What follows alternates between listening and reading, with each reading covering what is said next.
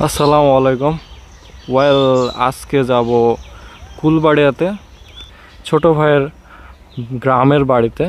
যাওয়ার রিজনটা খুবই ভালো লাগার, কারণ আমরা জানি যে আমাদের বাংলাদেশের গ্রাম অঞ্চলে গরমকালে আম, চিড়া, দই এগুলো খুব বেশি খাওয়া হয়।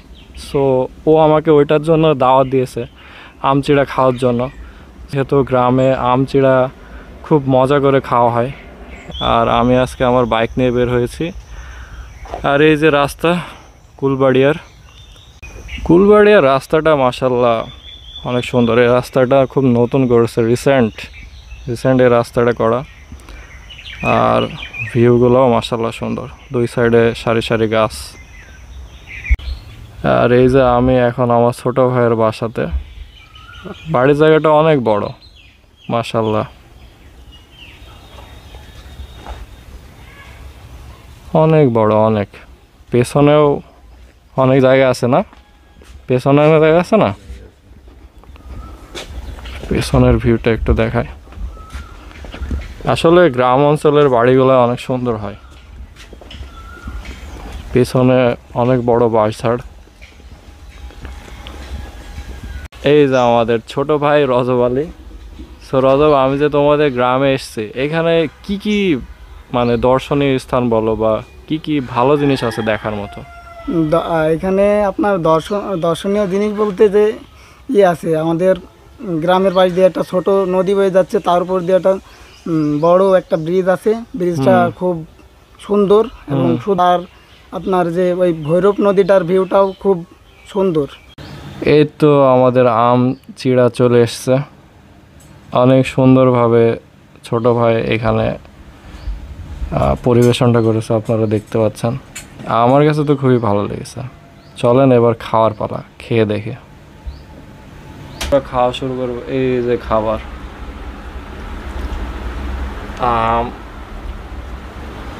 দই, মিষ্টি আছে, আর চিড়া তো আছে।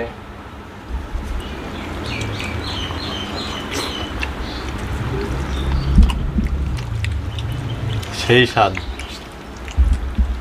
নমিনাল খুবই সুন্দর লাগছে। এটা একটা বাঙালির ঐতিহ্যবাহী খাবার।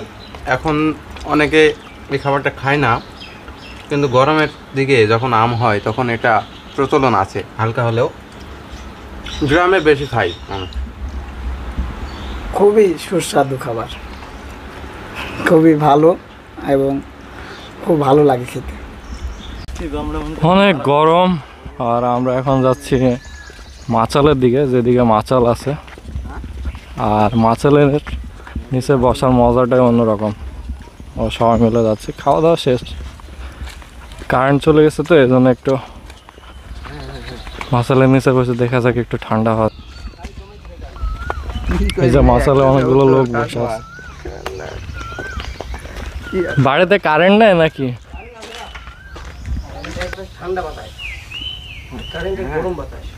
ঠিক, আসলে প্রকৃতির বাতাসই সব থেকে ভালো।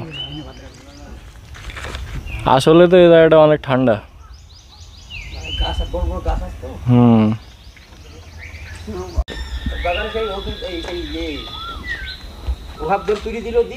এই যে ব্রিজটি দেখতে পাচ্ছেন, অনেক সুন্দর একটি ব্রিজ, আর নিচ দিয়ে মাশাআল্লাহ খুব সুন্দর একটি নদী।